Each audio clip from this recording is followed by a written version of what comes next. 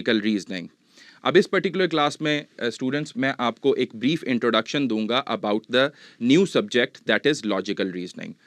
And before giving you an introduction हम थोड़ी बहुत वेटेज के ऊपर बात कर लेते हैं, सिंस यू नो दैट कि this is going to be the fifth subject जो कि पीएमसी ने अपने सिलेबस में हमें दिया है, दैट इज़ लॉजिकल रीजनिंग। और परसेंटेज कितनी होगी उसकी? 5% होगी। और एमसीक्यूज़ कितने आ रहे होंगे? 10 एमसीक्यूज़ आ रहे होंगे। सो हमें फाइट करनी है इन 10 एमसीक्यूज़ के लिए। अब इन 10 एमसीक्यूज़ के अंदर टॉपिक्स कौन कौन से इन्वॉल्व हैं उसके बारे में हम डिस्कशन करेंगे। सो लॉजिकल रीजनिंग के इंट्रोडक्शन से अगर हम स्टार्ट करें तो इंट्रोडक्शन से पहले हमें यह पता होना चाहिए व्हाट लॉजिक्स आर।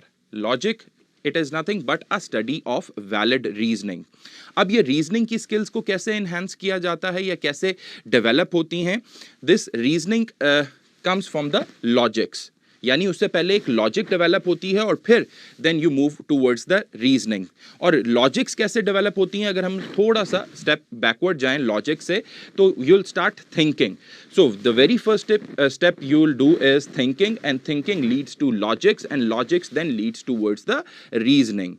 इसी तरीके से उसने अपने इंट्रोडक्शन में ही बताया हुआ है, the questions are designed to assess a wide range of skills involved in thinking critically.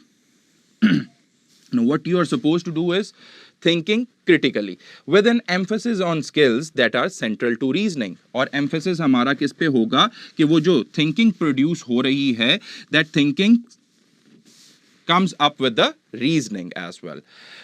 Now, logical reasoning questions enhances the ability to, ये आपकी किस ability को enhance करने जा रही है? To analyze, to evaluate, to complete the arguments. यानी आपने हर क्वेश्चन के अंदर एनालाइज करना है, इवैल्यूएट करना है, अंडरस्टैंड करना है और फिर इंटरप्रेट करना है। Then you are suppose to reach towards an answer.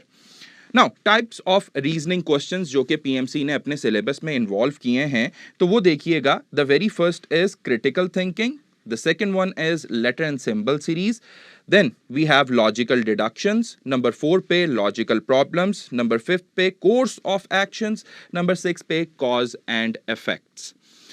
अब हम इन तमाम टॉपिक्स को स्टेप बाय स्टेप डिस्कस करेंगे और ये भी देखेंगे कि पीएमसी ने इस पर्टिकुलर सब टॉपिक्स के साथ साथ कौन कौन से क्वेश्चंस अटैच किए हैं। So the very first topic which PMC has given in his syllabus, that is critical thinking. Now critical thinking is a process of evaluation. Then again ये क्या है? एक evaluation का process है which uses logic, और इसके अंदर भी क्या हो रही होगी? Logic इस्तेमाल हो रही होगी to separate truth from falsehood, ताकि हम truth को falsehood से separate कर सकें और reasonable को unreasonable belief से भी अलग कर सकें। अब इसके अंदर जो क्वेश्चन पीएमसी ने दिया हुआ है वो किस नौयत का होगा? Read the following passage then decide whether the 3 statements below are true, probably true, insufficient data to say true or false, probably false or false, based purely on the information in the text. अब वो text क्या था? Ahmed's company has been successful for the past 5 years. Reported profits have been rising each year. With 2018 being the strongest year yet. To celebrate, Ahmed treated his staff to a meal at a 5-star restaurant in the city. अब ये एक पूरा passage था students. अब इस पैसेज से related क्या हो रहा है? कुछ इन्फरेंसेस या कुछ कंक्लूजन्स ड्रॉ कर रहा है। Likewise the very first conclusion is Ahmed is rich. क्या इस पैसेज से ये पता चलता है कि अहमद रिच है? The second one is Ahmed staff are happy. The third one is Ahmed's company performed well in 2017.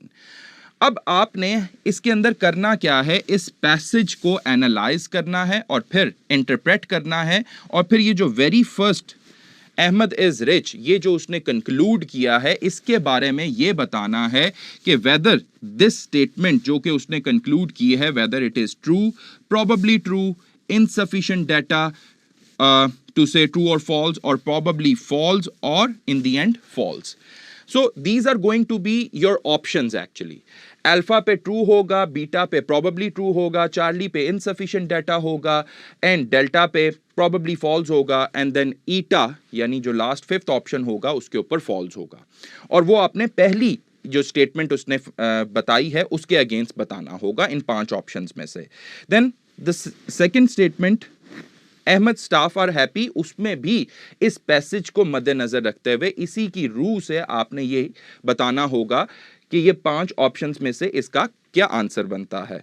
Then again with the third one, Ahmed's company performed well in 2017, इन्हीं 5 ऑप्शंस में से आपने वो आंसर करना होगा. नाउ डियर स्टूडेंट्स, ये जो answer आपने करना है, इनके पीछे टेक्निक्स क्या इन्वॉल्व हैं वो जब हम आगे इस चैप्टर को मैं पढ़ाऊंगा, हम पढ़ाएंगे किप्स मेथडोलॉजी से, तो तब आपको अंदाज़ा हो जाएगा कि इनकी टेक्निक्स क्या हैं और उन टेक्निक्स को मद्देनज़र रखते हुए हमने इन क्वेश्चंस को हैंडल किस तरह करना है और फिर इनको सॉल्व किस तरह करना है. Now, the second topic is letter and symbol series. Now, this is very interesting. Letter and symbol series are sequential order of letters, numbers or both.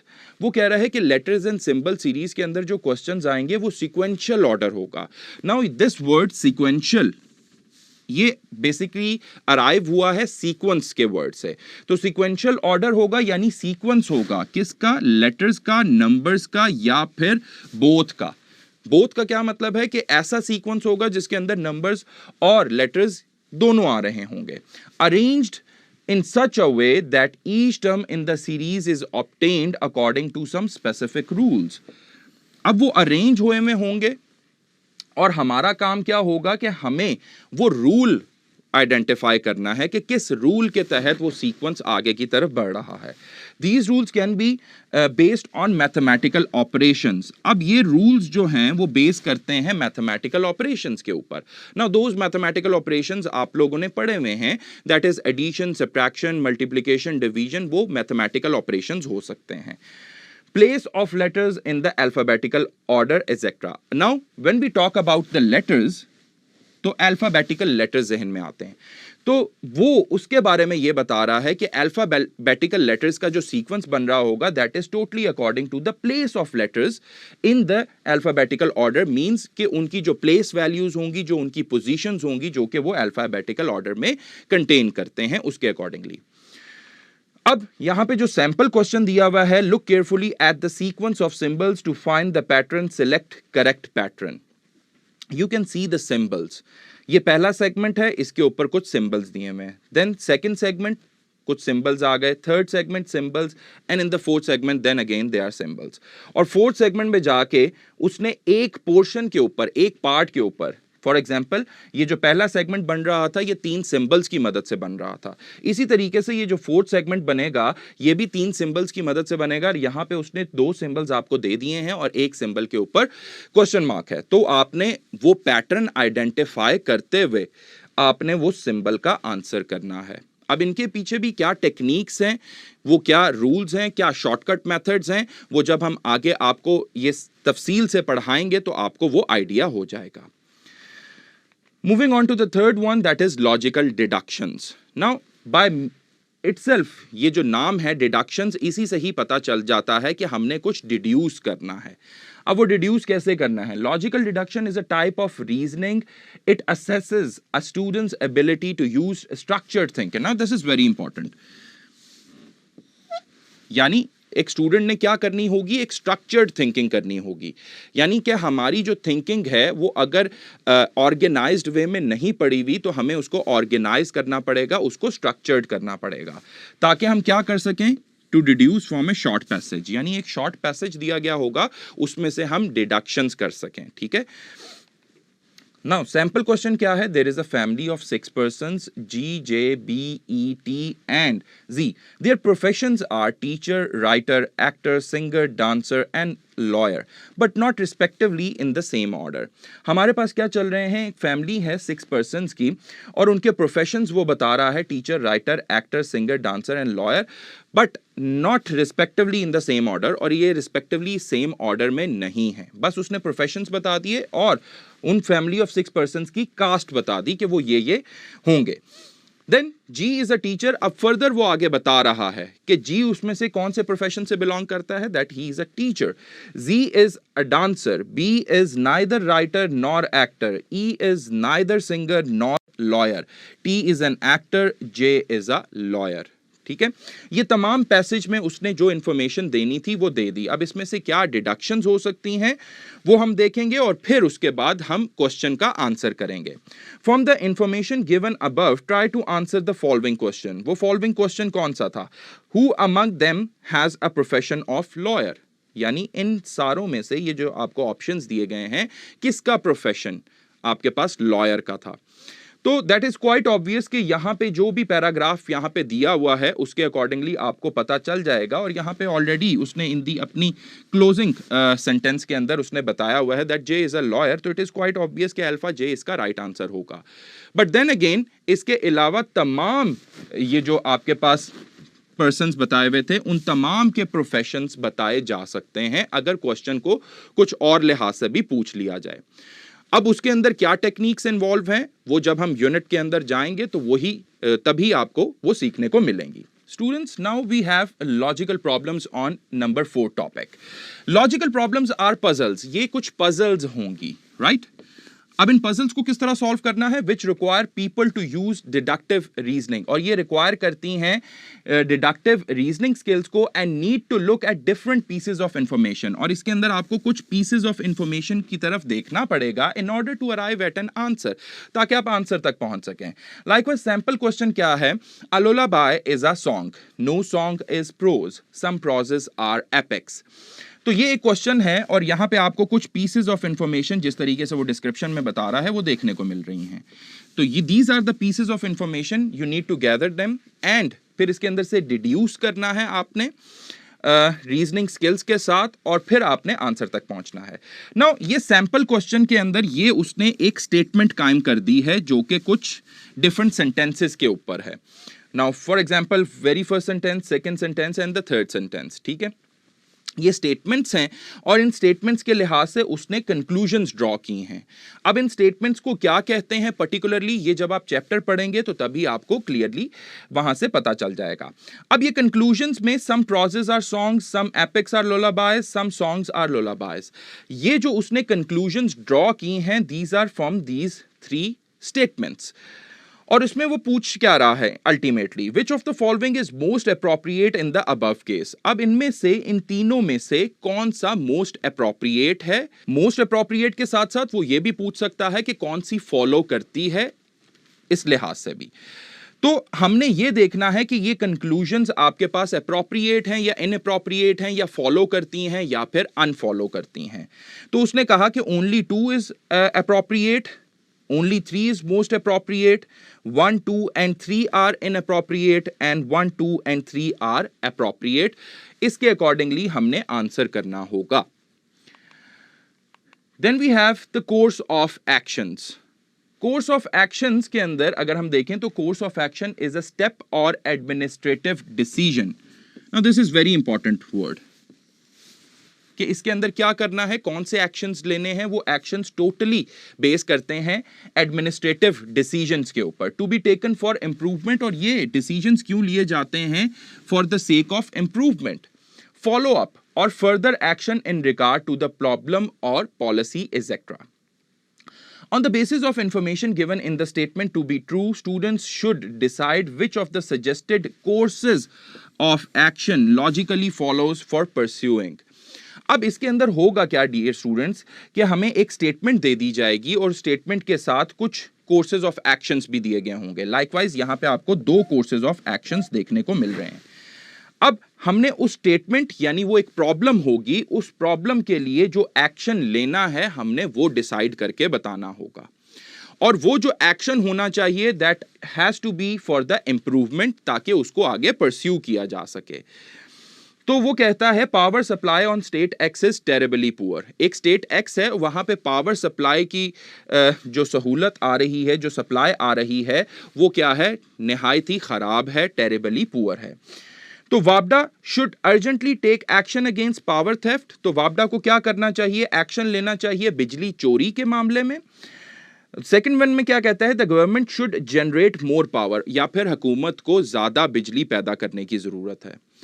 तो उसके लिहाज से अब हमने ऑप्शंस भी देखने हैं कोर्सेज ऑफ एक्शन के लिहाज से, कि if only one is most appropriate, कि एक जो पहला एक्शन है वही सबसे ज्यादा अप्रोप्रिएट है, और दूसरे के अंदर देखें if only two is most appropriate, क्या सिर्फ टू ही मोस्ट अप्रोप्रिएट है। थर्ड में देखें इफ आइदर वन और टू इज मोस्ट अप्रोप्रिएट, या तो आपके पास पहला अप्रोप्रिएट है या फिर दूसरा अप्रोप्रिएट है। मतलब इसका कहने का यह है कि पहले को अगर मैं देखूं तो वो भी अप्रोप्रिएट हो जाएगा, फॉर एग्जाम्पल अगर मैं दूसरे को नहीं देखता, अगर इग्नोर कर देते हैं फॉर द टाइम बीइंग, और अगर मैं दूसरे को देखता हूं तो दूसरे से भी काम चल जाता है पहले को इग्नोर करके। ठीक है, सो आइदर वन और टू इज मोस्ट अप्रोप्रिएट, ये 4D उसको डिफाइन करेगा। If neither one nor two is most appropriate, neither दोनों ही अप्रोप्रिएट नहीं है, मीन्स टू से कि आपके पास दोनों ही क्या हैं, वो पॉसिबल एक्शंस नहीं हैं जो कि परस्यू किए जा सकें, यानी दोनों ही इररेलेवेंट हैं। फिर फर्दर ईटा में कहता है both one and two are most appropriate, one and two most appropriate, दोनों ही आपके पास क्या हैं एट द सेम टाइम ये एक्शंस लेने चाहिए, तब बात बनेगी, यानी तब प्रॉब्लम का जो सॉल्यूशन है वो निकलेगा। Then we have the last topic, that is cause and effects.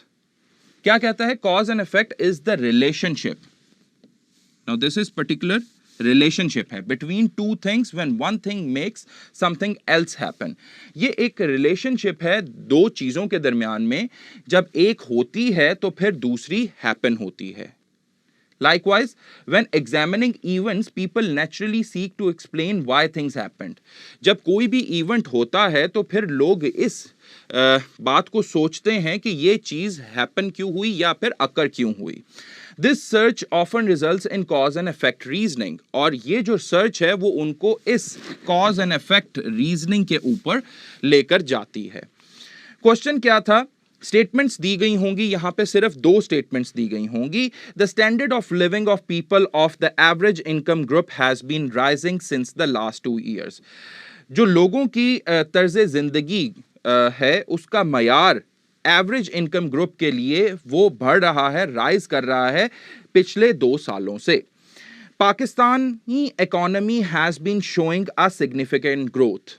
अब पाकिस्तानी इकोनॉमी जो है वो सिग्निफिकेंट ग्रोथ शो कर रही है। तो यहां पे अब कॉज कौन सा है, इफेक्ट कौन सा है, यानी जो ऑप्शंस आपको देखने को मिलेंगे चॉइसेस के अंदर वो कौन से होंगे। स्टेटमेंट 1 में क्या कहता है, यानी स्टेटमेंट 1 आपका क्या है, कॉज है, and statement 2 is its effect, अगर आप अल्फा को टिक करते हैं। तो from these 2 options first one is the cause and the second one is the effect. या फिर बीटा ऑप्शन में बात करें तो statement 2 is the cause and statement 1 is its effect, क्या ऐसा हो रहा है। थर्ड में देखें both the statements 1 and 2 are independent causes, ये दोनों ही क्या हैं, इंडिपेंडेंट कॉजेस हैं, ये डिपेंड नहीं कर रहे एक दूसरे के ऊपर। Both the statement 1 and 2 are effects of independent causes, क्या ये दोनों ही आपके पास क्या हैं, इफेक्ट्स हैं किसके, इंडिपेंडेंट कॉजेस के। Both the statements 1 and 2 are effects of some common cause, both ही स्टेटमेंट्स क्या हैं, ये इफेक्ट्स ही हैं एक कॉमन कॉज की। अब इसके अंदर क्या कीवर्ड्स हैं और क्या इसकी टेक्निक्स हैं, वो जब आप ये चैप्टर डीपली पढ़ेंगे तो तभी आपको अंडरस्टैंडिंग कैपेबिलिटी और अंडरस्टैंडिंग स्किल्स इसकी डेवलप होंगी।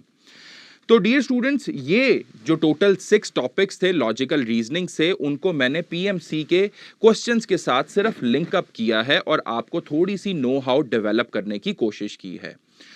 आई एम श्योर कि आपको कुछ हद तक आइडिया हो गया होगा कि आपने इन टॉपिक्स में करना क्या है और बाकी इनको डील किस तरह करना है, इनको सॉल्व किस तरह करना है, वो टेक्निक्स क्या होंगी, वो आगे जाके जब हम वो तमाम चैप्टर्स आपके लिए रिकॉर्ड करवा देंगे, आप वहाँ पे जाके उनकी टेक्निक्स को देख के उनके क्वेश्चंस को सॉल्व ईजिली कर सकेंगे।